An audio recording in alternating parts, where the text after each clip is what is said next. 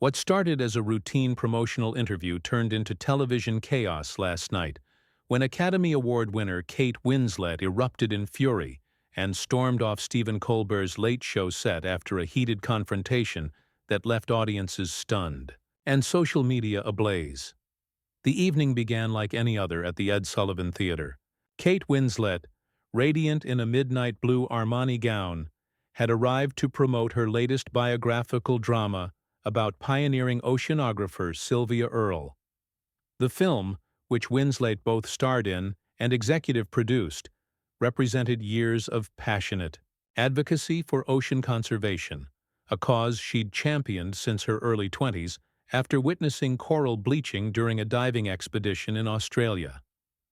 Backstage, Winslet appeared relaxed, chatting warmly with production assistants about her recent certification as a marine biology educator. She'd spent months training with actual oceanographers, learning to operate deep-sea equipment and studying marine ecosystems. The dedication showed in her performance, earning critical acclaim and positioning her as a serious voice in environmental activism. Stephen Colbert entered his dressing room with his usual pre-show energy, but something felt different tonight. His producers had briefed him on Winslet's environmental activism, noting how she'd recently criticized several major corporations for their ocean pollution practices. Among those companies was Paramount Global, CBS's parent company, which had faced scrutiny for their streaming service's massive carbon footprint and partnerships with oil companies for advertising revenue. The show's opening monologue proceeded, normally with Colbert delivering his trademark political humor to enthusiastic applause, but observant viewers noticed subtle tension in his demeanor.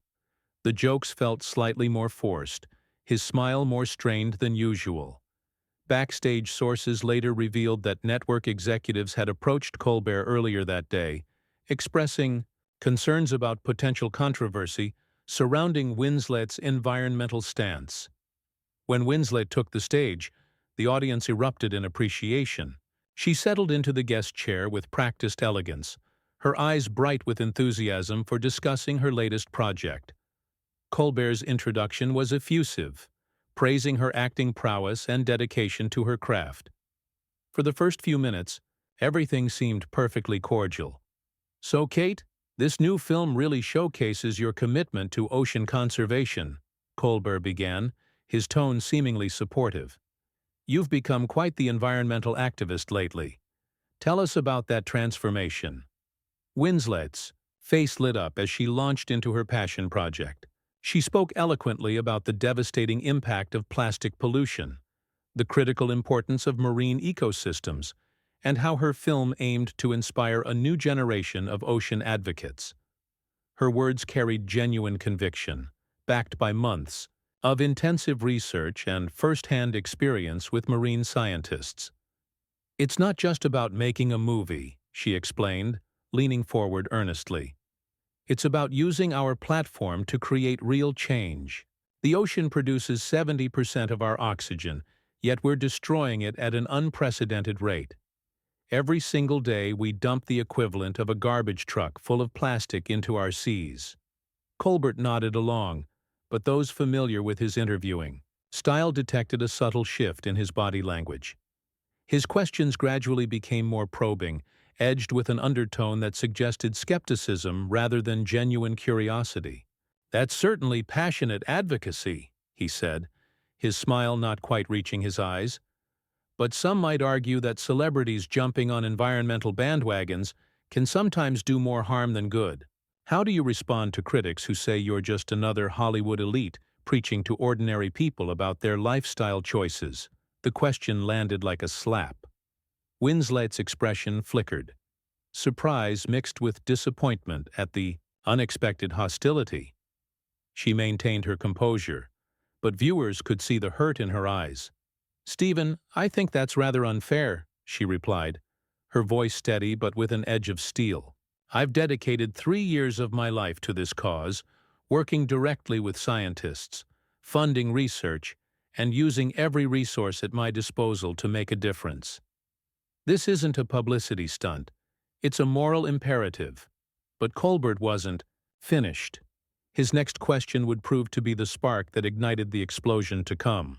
Speaking of moral imperatives, Colbert continued, his voice taking on a sardonic tone that sent ripples of unease through the studio audience, let's talk about your recent partnership with that luxury watch company.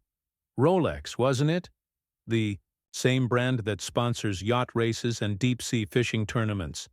Seems a bit hypocritical for someone so concerned about ocean preservation, don't you think? The accusation hit Winslet like a physical blow. Her face flushed crimson as gasps echoed from the audience. She straightened in her chair, her hands gripping the armrests with white-knuckled intensity. "Excuse me?" she said, her voice dropping to a dangerous whisper that somehow carried more weight than a shout. "That partnership ended 2 years ago, and I donated every penny to marine conservation research. Something your research team would have discovered if they'd bothered to do their job properly." Colbert's smirk widened, sensing blood in the water. Behind the cameras, producers exchanged nervous glances. This wasn't the playful banter they'd expected. This was becoming genuinely ugly. "Oh, I'm sure you did," Colbert replied with exaggerated skepticism. "Just like I'm sure your carbon footprint from flying to film festivals and premieres around the world really aligns with your environmental message. How many private jets have you taken this year, Kate?" The studio fell deadly silent. Even the usually animated audience sat frozen, recognizing they were witnessing something unprecedented. Winslet's eyes blazed with fury, but she maintained her composure with visible effort. "Stephen, I don't know what's gotten into you tonight, but this line of questioning is completely out of line," she said, her British accent becoming more pronounced as her anger intensified. "I've been transparent about every aspect of my environmental work. I carbon offset all my travel. I've restructured my entire production company to be carbon neutral, and I've invested millions of my own money into ocean research." But Colbert pressed on, seemingly oblivious to, or perhaps energized by, the growing tension.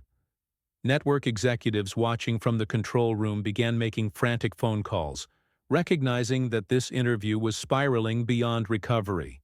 "Millions, you say?" Colbert leaned back in his chair with theatrical surprise. "That's interesting, because according to public records, your Ocean Foundation received most of its funding from a petrochemical company that was later fined for oil spills. How do you reconcile taking dirty money to fund your Clean Ocean initiative?" The accusation was not only false but maliciously crafted. Winslet's foundation had received funding from a renewable energy company that had once been owned by a petrochemical giant, a connection so distant and irrelevant that bringing it up could only be seen as a deliberate attack. Winslet shot to her feet, her chair rolling backward from the force of her movement. The sudden motion sent a shock through the studio, camera operators scrambling to adjust their angles as the interview devolved into chaos. "How dare you!" she snarled, her voice cutting through the stunned silence like a blade. "How dare you sit there and spread lies about my work? I've dedicated my life to protecting our oceans while you sit in your comfortable chair making jokes and taking money from the very corporations destroying our planet." The audience began murmuring, some applauding Winslet's passionate defense, while others sat in shocked silence. Colbert's producers were now openly panicking, making desperate hand signals to try to de-escalate the situation. "Kate, please sit down," Colbert said, but his tone carried no genuine remorse. If anything, he seemed pleased with the reaction he'd provoked. "I'm just asking the tough questions that our viewers want answered." "Your viewers want answered?" Winslet's voice rose to near-shouting levels. "Or do your corporate sponsors want me silenced because my message threatens their profits? This isn't journalism, Stephen. This is character assassination, pure and simple." The confrontation had reached a fever pitch, with both host and guest now standing, facing each other across the interview desk like gladiators in an arena. The temperature in the studio seemed to rise as tempers flared beyond any hope of reconciliation. Colbert's mask of professional courtesy finally slipped completely, revealing something ugly underneath. "You want to know the truth, Kate?" he sneered, his voice dripping with contempt. Nobody cares about your little ocean crusade. You're a washed-up actress desperately clinging to relevance by jumping on whatever trendy cause will get you headlines. Climate change, ocean conservation. It's all just performance art for someone whose best days are behind her. The words hung in the air like poison gas. The studio audience collectively gasped, some people actually standing up in their seats. Camera operators zoomed in instinctively, capturing every micro-expression of shock and rage that crossed Winslet's face. Performance art? Winslet's voice was barely controlled fury, each word precisely enunciated like bullets being loaded into a chamber. I've spent 3 years of my life, Stephen. 3 years diving in contaminated waters, documenting dying, coral reefs, and working with scientists who dedicate their entire careers to saving our planet. While you sit here making jokes for applause, I've been doing the actual work. The work? Colbert laughed, a harsh, mocking sound that made several audience members visibly cringe. Flying around the world on private jets to attend environmental galas where you pose for photos with other celebrities pretending to care? That's not work, Kate. That's ego management. The accusation struck deep because it contained just enough twisted truth to sting. Winslet had attended environmental events, though she'd carbon offset every flight and donated far more than she'd ever spent on travel. But Colbert's version stripped away all context, all nuance, leaving only the skeleton of hypocrisy. You know what your real problem is? Winslet stepped closer to his desk, her voice dropping to a dangerous whisper that somehow carried more menace than shouting. You're threatened by anyone who actually stands for something. You've built your entire career on snark and cynicism, tearing down anyone who dares to believe they can make a difference. Behind the cameras, producers were frantically signaling for commercial break, but Colbert ignored them completely. He seemed energized by the conflict, feeding off the chaos he'd created. At least I'm honest about what I am, he shot back. I don't pretend to be some environmental saint while living in a mansion that uses more electricity in a month than most families use in a year. You want to save the oceans? Start by giving up your Beverly Hills lifestyle. My home runs entirely on solar power, you absolute fraud. Winslet's composure finally cracked completely. I installed a gray water system, converted to electric vehicles, and retrofitted the entire property to be carbon negative. But you wouldn't know that because you don't actually care about facts. You just want to destroy anyone who threatens. You're corporate masters. The mention of corporate masters hit home. Colbert's face darkened, and for a moment the studio saw something genuinely dangerous in his expression. The playful late-night host had been replaced by something much more sinister. Corporate masters? He hissed. You think you're better than the system that made you rich? You think your little activism makes you morally superior to the rest of us who actually understand how the world works? I think someone who sells out their integrity for a paycheck has no right to question anyone else's morality, Winslet fired back. You've become everything you used to satirize, Stephen. You're not a comedian anymore. You're a corporate spokesperson with a punchline. The audience was now openly choosing sides, with some applauding Winslet's fierce defense, while others seemed stunned by the viciousness of the exchange. Security guards had quietly positioned themselves near the stage, sensing that this confrontation might escalate beyond mere words. Colbert stood up now, matching Winslet's aggressive posture. They faced each other across the desk like two prize fighters in the final round, both bloodied but unwilling to back down. You want to play this game? He snarled. Let's talk about your marriage to that oil executive's son. Let's discuss how convenient it is that you became an environmental activist right after your divorce settlement. Guilty conscience, Kate? The blow was devastating and completely unfair. Winslet's ex-husband worked in renewable energy, not oil, but the suggestion was clear and malicious. Her face went white with rage, her hands trembling as she struggled to contain her fury. That's it, she whispered, her voice barely audible but somehow more terrifying than any shout. I'm done with this circus. She turned toward the exit, but Colbert wasn't finished with his destruction. "Running away, Kate," he called after her, his voice amplified by his microphone and echoing through the stunned studio. "Just like you ran away from every real challenge. In your career? Just like you'll run away from this environmental cause when the next trendy activism opportunity comes along?" Winslet stopped dead in her tracks. The entire studio held its breath as she slowly turned back to face him, her eyes blazing with a fury that seemed to make the air itself crackle with electricity. "You want to know about running away, Stephen?" Her voice was deadly calm now, the kind of quiet that precedes a hurricane. "Let me tell you about running away. Running away is what you did when you sold your soul to corporate interests. Running away is hiding behind jokes instead of having the courage to stand for something meaningful. Running away is attacking someone who's actually trying to make a difference because you're too cowardly to take a real stand yourself." The audience erupted in scattered applause, but Winslet wasn't done.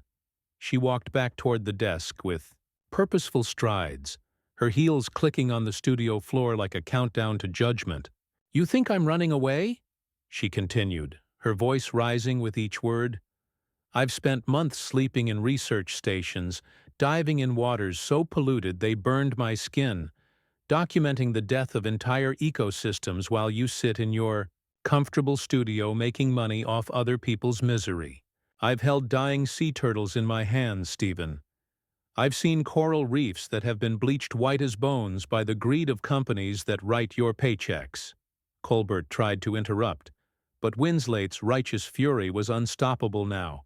She had transformed from defensive victim to avenging angel, and the studio lights seemed to bend around her like she was generating her own energy.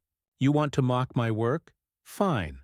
But don't you dare question my commitment when you've never sacrificed a single thing for anyone but yourself.